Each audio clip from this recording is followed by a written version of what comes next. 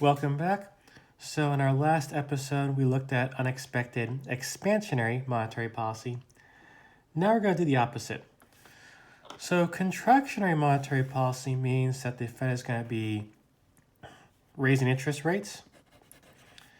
So you've heard about the Fed hiking rates. They've been doing a lot of this lately.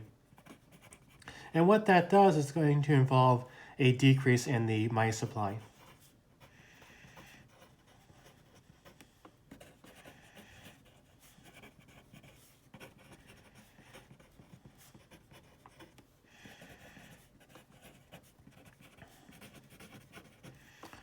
So the first step, we saw if you want to do expansionary monetary policy, the Fed is going to buy bonds. So if you're doing contractionary, the Fed's going to be selling bonds. This is going to suck money out of the rest of the economy. So we had that diagram earlier where we had the Fed and we had the rest of the economy. So the Fed has all these bonds and they sell them for money. So the money is going to leave the rest of the economy and enter into the Fed, where it's going to just sit in the sidelines.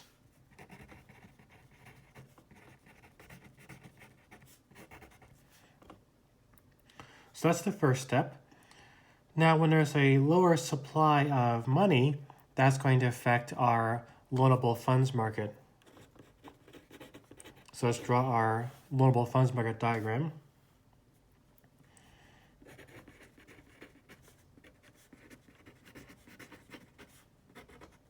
So it's going to cause the supply of loanable funds to shift back.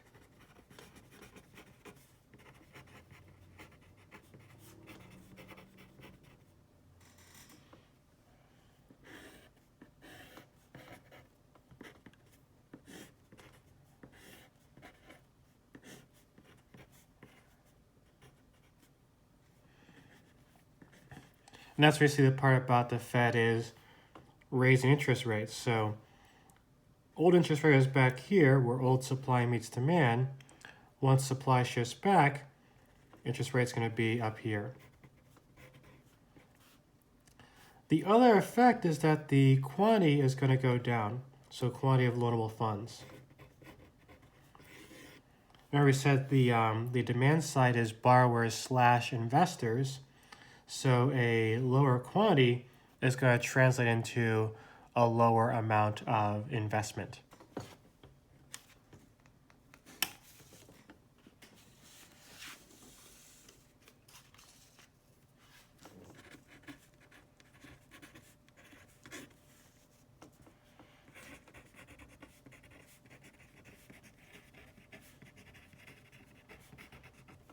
So remember we said in chapter 9 that firms make decisions based on is the rate of return on the project from the investment larger or smaller than the interest rate. So if the interest rate goes up, then some projects that would have been worthwhile now become unprofitable. So that means they're going to not invest in those projects anymore, which drives investment down. And the very last step is that lower investment is going to translate into lower aggregate demand.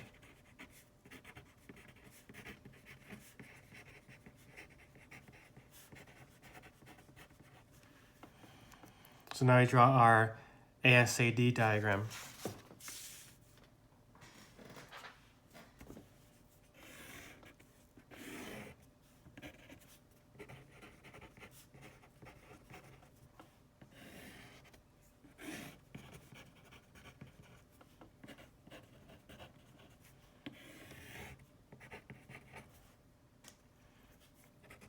So old equilibrium has Y star, so potential GDP, unemployment, the natural rate, and P star is the equilibrium price.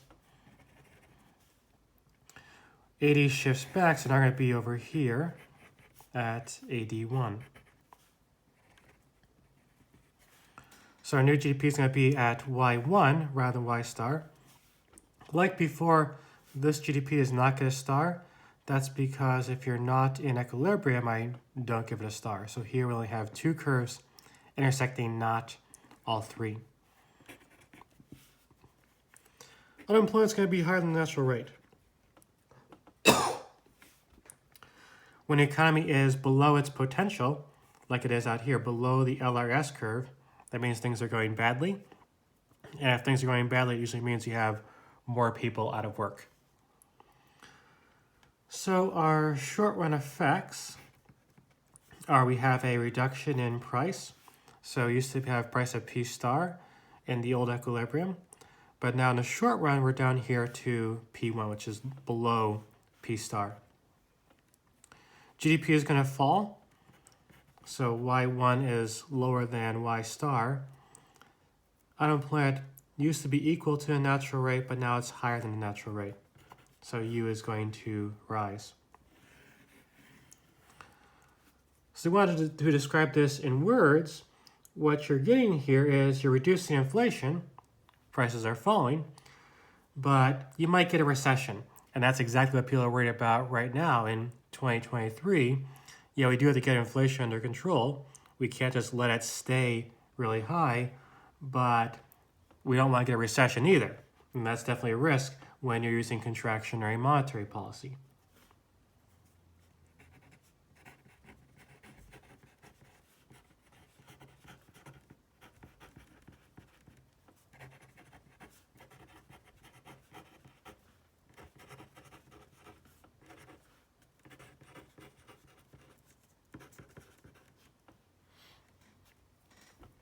So that is the short run.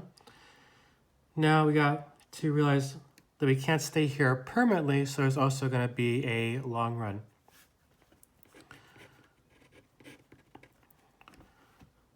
So remember, our SRS curve is the one that brings us back into equilibrium if we fall out of it.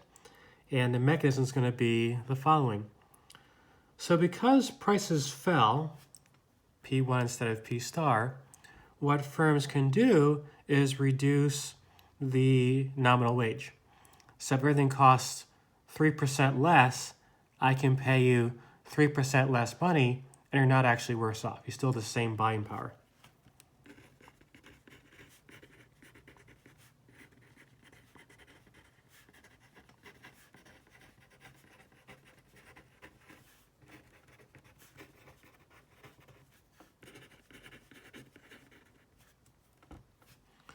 So when wages go down as a result of these negotiations, that's going to lead to lower costs. And when firms face lower costs, they respond to that by producing more. So some production that would have been break even or unprofitable now becomes profitable. So you're going to make more stuff than you did previously. And when production increases, that means the SRS curve shifts out. So this is your short run effect, and your long run effect is going to be this. So now we're going to be down here.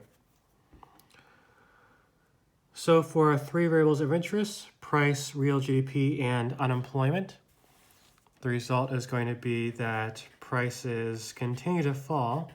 So you fight inflation in the short run and also in the long run, but eventually GDP and unemployment stabilize. You go back to Y star, U star.